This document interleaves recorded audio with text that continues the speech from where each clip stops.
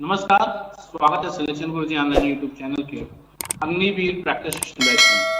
और आज army GD के प्रीवियस क्वेश्चंस के एनालिसिस के बेसिस पर एक बार फिर हम वो क्वेश्चन शॉर्ट लिस्ट करके लाए हैं जो आगामी अग्निवीर परीक्षा के पॉइंट ऑफ व्यू से बहुत इंपॉर्टेंट है।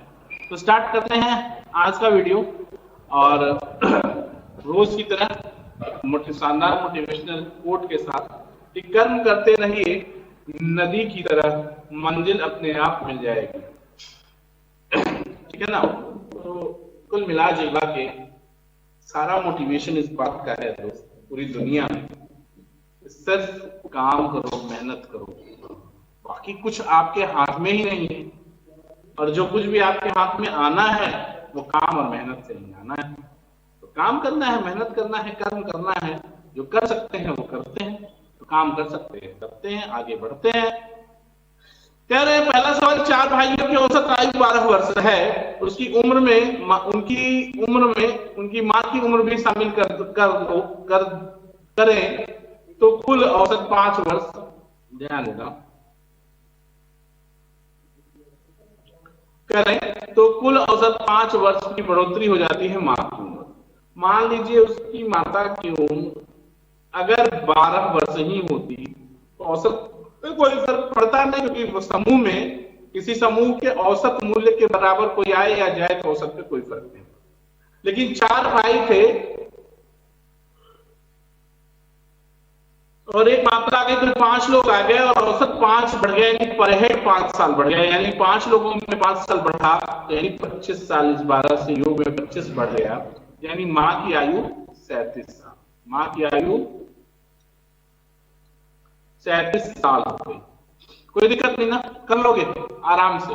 अगला क्वेश्चन ध्यान देना, कह रहे हैं एक वृत्त के अंदर आयत है जिसकी भुजा 4 संबंधी 3 है के अनुपात में है। यदि आयत की परिधि 56 सेमी है, परिधि का मतलब परिमाप से है यहाँ, तो वृत्त का क्षेत्रफल क्या होगा? बहुत सिंपल सवाल, ध्यान से समझने की कोशिश करना।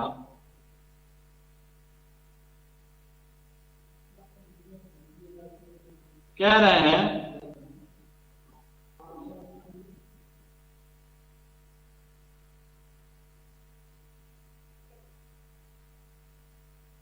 ये कोई वृत्त है और वृत्त के अंदर कोई आयत है।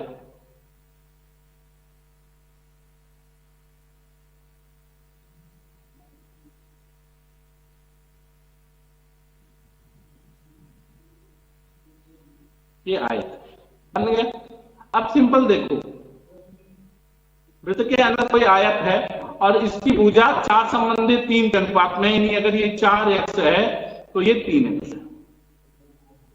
तो परिमाप 56 यानी 4x plus 3x into 2 is equal to 56, या 7x बराबर 28, या यूं कह सकते हैं आप x बराबर 4।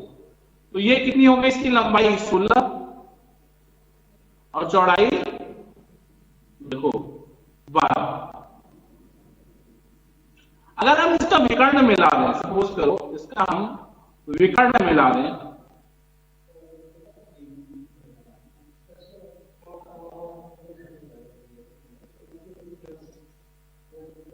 यदि हम इसका विकर्ण इस तरह मिला दें तो क्या हो जाएगा? ये 12, ये 16, तो ये विकर्ण कितना हो जाएगा? ये 12, ये 16, ये विकर्ण 20। और ये जो 20 है ना, 20 क्या है? वृत्त की परिधि हो जाएगी, वृत्त की परिधि हो जाएगी, ऐसा वृत्त का व्यास हो जाएगा। तो व्यास अगर 20 है तो त्रिज्या 10। क्लियर बात? और त्रिज्या 10 है तो पाई आर स्क्वायर क्षेत्रफल बराबर 10⁻100 पाई। Answer done. कर लोगे ना भाई, यहां तक तो कोई तकलीफ नहीं है। एक अगला क्वेश्चन ध्यान देना, एक व्यक्ति एक पुस्तक पर जिसका अंकित मूल्य 40 रुपए 10 पैसे छूट देता है, उसका लागत मूल्य क्या होगा जिससे 20% का जिससे लाभ 20% का? ध्यान से समझो दोस्त, कह रहे हैं कि एक व्यक्ति अपने पुस्तक का मूल्य 40 रुपया अंकित करता है। ठीक है, 40 रुपए उसने मूल्यांकित कर दिया, 40 रुपए पर उसने 10% छूट दी, 10% का उसने छूट दिया, तो बेचा कितने में भैया? 36 में। और 36 मिनट में उसे 20% का प्रॉफिट हो गया, यानी रिटर्न 120% हो गया, ये एसपी है। तो सीपी क्या होगा? सीपी 100% होगा, और 100% बराबर 36/120 गुणित 100। 0 0 से खत्म, 12 तिहाई 36 और 10 तिहाई 30। तो वस्तु का जो सीपी है वो 30 रुपए होगा। ठीक है, वस्तु का क्रय मूल्य 30 रुपए। फिर से समझो, 40 रुपए प्रिंट प्राइस, इसी पे डिस्काउंट 10%, 10% का मतलब डिस्काउंट हो गया 4 रुपए का, 40 का 10% 4, तो बेचा कितने में? 36 में। और 36 में उसे 20% का लाभ मिला, यानी रिटर्न 120% है, तो सीपी 100% क्या होगा? 36 के बटा 120 गुणित 100, 30 रुपए। क्लियर है? अगला सवाल ध्यान देना, कह रहे हैं कि एक समकोण त्रिभुज की तीन भुजाएं x - 2 x और x + 2 से भी है, x का मान ज्ञात। समकोण त्रिभुज में सबसे बड़ी भुजा का वर्ग शेष दो भुजाओं के वर्गों के योग के बराबर होता है। तो सबसे बड़ी भुजा x + 2, इसका होल स्क्वायर, ये बराबर है शेष दो भुजाएं x - 2 का whole square plus x square. तो x square plus 4x plus 4 is equal to x square minus 4x plus 4 plus x square. x square से खत्म, 4x रहेगा, 4 4 से खत्म, और इधर आ गया ये तो 8x बराबर x स्क्वायर, या x से काट दो x स्क्वायर से, तो x बराबर 8, यही सबसे बड़ी। अच्छा, x 8 आ गया, हाँ x का मान पूछे तो x की वैल्यू 8 आ गई। ठीक है ना, ऑप्शन आपका सी करेक्ट हो गया, कोई तकलीफ नहीं ना यहाँ पर, सिंपल सवाल। अगला सवाल ध्यान देना, आसान से सवाल है, कह रहे हैं कि एक व्यापारी अपनी वस्तु पर क्रय मूल्य से 20% अधिक मूल्य अंकित करता है। चलो ठीक है, देखते हैं। सीपी 100, एमपी 20% अधिक मूल्य अंकित करता है तो 120। यदि वह नकद भुगतान के लिए 5% छूट देता है, यानी 120 पर 5% की छूट दे देता है, तो बेचता कितने में? 120 गुणित 95/100, 5% छूट देगा तो 95 पाएगा, ये बराबर 114। क्लियर है? यानी अब बेच कितने में दिया? 114 में, खरीदा कितने में? 100 में, कितना परसेंट का लाभ हो गया? 14%। सीधा सीधा दिख रहा है ना जी, ऐसा ही सवाल आएगा और फटाफट आप बेड़ा के खाली हो जाएंगे। ठीक, आगे देखिएगा, कह रहे हैं कि वह महत्तम पूर्णांक कौन सा है जो 1134, 1344 और 1512 को विभाजित कर सकता है? अच्छा देखो यार, नियम है ना, ऑप्शन से ही करेंगे सवाल को, कोई दिमाग नहीं लगाएंगे। ये 64 है, 64 का मतलब 64 से अगर विभाज्य होगी तो 8 से विभाज्य होना चाहिए, और 8 से विभाज्यता का नियम है कि अगर अंतिम 3 अंक 8 से विभाज्य है तो पूरी संख्या 8 से विभाज्य होगी। 134 में 8 का 8, 5 13 54 नहीं है, तो ये नहीं। 44 का मतलब 11 से भी कटना चाहिए, तो 11 से कटने के लिए 3 1 4 और 4 1 5, नहीं कटेगा तो ये भी खत्म। 42 6 7 42, अच्छा 6 7 42 7 से कटना चाहिए, एक तो चेक कर लो, 11 34, 7 1 7, 4 11 43, 7 25 35 7 1 35, 7 2 14, ये तो कट रहा है 7 से, 7 2 14, 7 1 7 6, 7 8 56, 7 9 63 1, 7 2 14, ये भी कट रहा है, 7 2 14, 1 11 7 1 7 जगह 7 6 42, ये भी कट रहा है 7 से। अच्छा 7 6 42, अच्छा 3 से कटना चाहिए ना, 3 से कटने के लिए क्या होना चाहिए? अंकों का योग, देखो 42 है ना, 42 का मतलब है कि 6 गुणित 7। ठीक, एक बार 7 से डिविजिबिलिटी चेक कर लो, अगर कोई संख्या 42 से कटेगी तो वो 7 भी कटेगी। देखो 7 1 7, 4 11 43, 7 1 7 4 3 7 6 42, 7 2 14 कटेगा। 13 में 7 1 7 6 13, 6 बचा 4, 7 8 56, 7 9 63 1 14, फिर ये कटेगा। 15 में 7 2 14, 1 11 1 4 और 42, ये भी कटेगा 7 से। 6 कितना हो गया? 6 का मतलब 2 और 3 से, 2 से सब कट ही रहे हैं। 3 से देखो, 3 से कटने के लिए 4 4 8 3 11 1 12 5 1 6 1 7 2 9 2 3 5 4 9, ये भी कटता है। 42 से कटेगा, ये 42 से कटेगा। 24 से देख लो, 24 का मतलब 8 तरीके 24, 8 से कटना चाहिए, ये नहीं होगा। तो आंसर कितना हो गया? 42। 42 से संख्याएं पूरा कट जाएंगी, ठीक है ना। अगला सवाल ध्यान दीजिएगा, और इस तरह से बढ़ते हैं अगले प्रश्न की तरफ। और आप देखिए, अगला सवाल है कि रिंकू ने 20 रुपए प्रति दर्जन की दर पर 2.5 दर्जन, ये 2 सही 1 बटा 2 दर्जन है, ध्यान दीजिएगा, करेक्ट कर देता हूं मैं। ये 2 सही 1 बटा 2 दर्जन है, 2 सही 1 बटे 2 दर्जन अंडे खरीदे 20 रुपए प्रति दर्जन की दर से। उसने देखा उसमें से 6 अंडे सड़े हुए थे, उसने शेष अंडे 22 रुपए प्रति दर्जन की दर से बेच दिया, उसे कितने प्रतिशत लाभ या हानि? सिंपल सा सवाल है दोस्तों। अगर आप सीपी की बात करें, प्रॉफिट और लॉस क्या होता है, सीपी एसपी पे डिपेंड रहता है। अगर आप सीपी की बात करोगे, क्रय की बात करोगे, तो आपको सिंपल सा बात समझना पड़ेगा कि 20 रुपए प्रति दर्जन की दर से 2.5 दर्जन का रेट हो गया 50 रुपए। इसमें कोई तकलीफ नहीं। विक्रय मूल्य की बात करोगे तो 22 रुपए प्रति दर्जन की दर से बेचा है, तो सीधी सी बात है कि 44 रुपए पाएगा, क्योंकि 6 अंडे अगर सड़ गए, पहले आधा दर्जन सड़ चुका है। 2 ही दर्जन उसके पास अंडे थे, 22 रुपए प्रति दर्जन की दर से बेचा तो 44।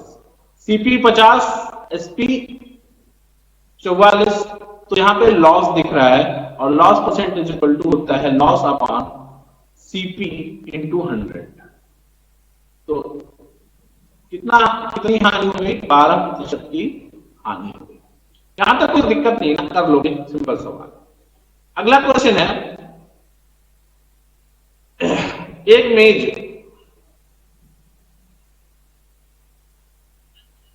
450 रुपए में खरीदा है और 30 रुपए उसके परिवहन पर खर्च करता है। यदि वह मेज को 600 रुपए में बेचता है तो उसका लाभ प्रतिशत क्या होगा? सिंपल समझने की कोशिश करो कि मेज 450 रुपए में खरीदा गया, 30 रुपए उसके ट्रांसपोर्टेशन पे खर्च हो गए, तो टोटल जो सीपी बनी, वो सीपी कितनी बनी? 480। और एसपी क्या पूछ रहे हैं? एसपी क्या हो गया? एसपी हो गया 600। तो यहां पे जो प्रॉफिट है, वो प्रॉफिट कितना हो गया? प्रॉफिट हो गया 120 का। तो प्रॉफिट परसेंटेज इक्वल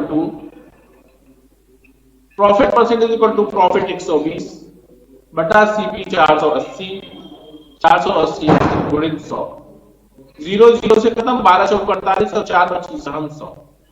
तो प्रॉफिट कितना हो गया दोस्त? 25%। सिंपल सवाल है आपका, ये ऑप्शन बी करेक्ट हो जाएगा, 25%।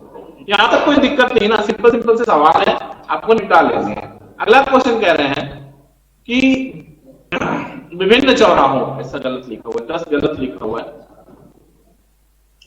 विभिन्न चौराहों पर यातायात की बत्तियां क्रमशः 24 सेकंड, 72 सेकंड और 120 सेकंड के बाद बदलती हैं। यदि 10:56 बजे, यानी 10:56, ध्यान देना, 10:56 बजे में एक साथ बदले तो अगली बार अगली बार एक साथ के समय बदलेंगे। ध्यान देना, 24 सेकंड, 72 सेकंड और 120 सेकंड। एलसीएम 360 सेकंड में बाद वो फिर से एक साथ जल उठेंगी, मतलब ब्लिंक करेंगी। और 360 सेकंड का मतलब हो गया कितना दोस्त? 360 बटा 60 का मतलब हो गया 6 मिनट। 6 मिनट बाद वो फिर से ब्लिंक कर लेंगी, या यूं कह सकते हैं कि हर 6 मिनट पे एक साथ ब्लिंक करेंगी वो लाइटें, एक साथ बत्तियां जो है एक साथ जलेंगी। तो आप क्या करेंगे? यहाँ 6 मिनट जोड़ देंगे, तो 6 मिनट में 56 में 6 मिनट जोड़ेंगे, तो यहाँ जैसे ही स्टार्ट होगा ये 0 0 हो जाएगा, और 2 मिनट और कैरी चला जाएगा, तो 11 बज जाएगा, और 2 मिनट, 11 बज के 2 मिनट में वे पुनः एक साथ ब्लिंक करेंगी। ठीक है, कोई दिक्कत नहीं ना। अगला सवाल ध्यान देना, ए बी सी की क्षमता का अनुपात 5 संबंध 3 संबंध यार। अब तक तो इतने दिन में इतनी बात आप समझ गए होंगे कि जो क्षमता होती है, अगर आपको दिक्कत है इस चैप्टर में, ये टाइम एंड वर्क का सवाल है, शानदार सवाल है, अच्छा सवाल है। और टाइम एंड वर्क के इस चैप्टर में चैप्टर में आपको प्रॉब्लम है तो सिलेक्शन गुरुजी के प्लेलिस्ट में जाके चैप्टर वाइज कंटेंट में आप ये पूरा चैप्टर पढ़ डालिए टाइम एंड वर्क का। विश्वास दिलाता हूं कि आपका सारा कॉन्सेप्ट एकदम क्लियर हो जाएगा और आप टाइम एंड वर्क के सवालों को 10 सेकंड के अंदर, चाहे जैसा भी सवाल रहे, with in 10 to 15 second you can solve all that question.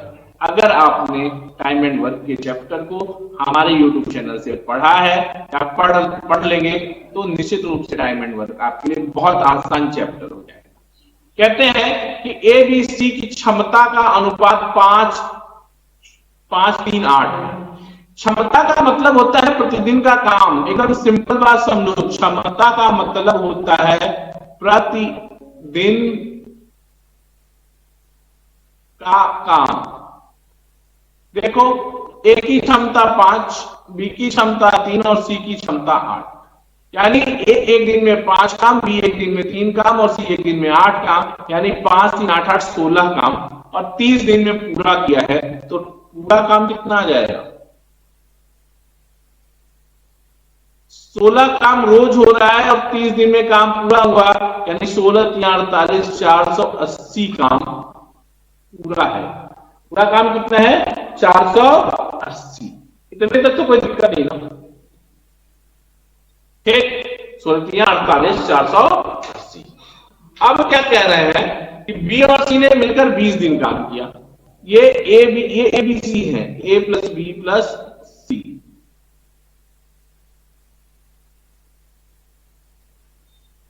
ठीक है, अब क्या कर रहे हैं? ए बी का एक दिन का काम बताओ। ए बी का एक दिन का काम 8 और 20 दिन काम किया है तो कितना हो गया? 8 दूनी 16, 160। शेष काम सी अकेले कितने दिन में पूरा करेगा? तो शेष काम बताओ कितना बचा? शेष काम हो गया आपका 0 2 320, और सी रोज कितना काम करता है? 8 काम, तो सी पूरा काम खत्म करेगा 8 320 बटा 8 यानी 40 दिन में। कोई दिक्कत है? आपका सी ऑप्शन करेगा। सिंपल समझो, ए का एक दिन का काम 5, बी का एक दिन का काम 3, सी का एक दिन का काम 8, कुल मिला दिया तो एक दिन का काम 16। एक साथ काम, एक कार्य को एक साथ मिलकर, यानी ए बी सी ने मिलकर 16 दिन में काम खत्म किया, रोज 30 दिन में काम खत्म किया, रोज 16 काम किया तो 480 काम हो गया।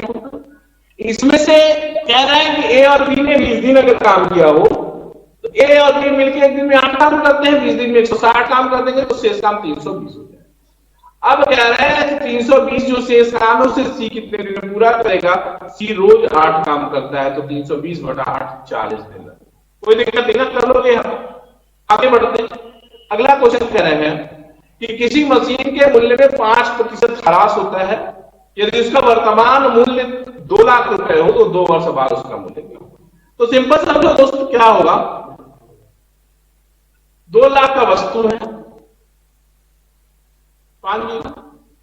5 साल रेट 5% रेट गिरा तो 95/100, और अगले साल फिर घट गया 5% तो 95/100। 2 0 2 0 4 0 यहां से कैंसिल होगा, और जब आप इसको फाइनली सॉल्व करोगे तो आपको मिल जाएगा कि ये 1,80,500 इसका मूल्य आएगा। कैलकुलेट कर लीजिएगा, ठीक ना? कैसे करोगे क्या बता ही देता हूं। 2 × 95 का स्क्वायर निकालना पता है आपको, 10 × 90 25 होगा। 90 25 20 है ना, 90 25 90 25 में 2 से गुणा करेंगे तो 180 50 और एक 0 चिपका दोगे, 1,80,500 उस मशीन का मूल्य होगा। अग्निवीर के प्रैक्टिस सेशन बैच में आज इतना ही। कल फिर मुलाकात होगी आपके साथ अग्निवीर बैच के आर्मी जीडी के प्रीवियस क्वेश्चन के एनालिसिस पर कुछ बेहतरीन सवालों के साथ, जिसकी हम प्रैक्टिस करेंगे। और ये प्रैक्टिस हमको आगामी परीक्षाओं में, आगामी कांस्टेबल लेवल की चाहे कोई भी परीक्षा हो, उसमें आपको बहुत मदद करने वाली है। आपके प्रैक्टिस को, आपकी तैयारी को धार देने वाली है।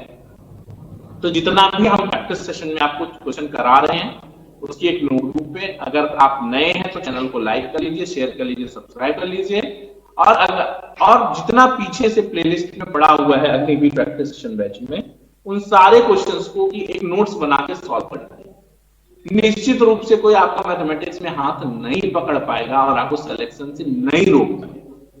ठीक है, इन शुभकामनाओं के साथ विदा लेता हूं आज आपसे। कल फिर मुलाकात होगी। जय हिंद, जय भारत।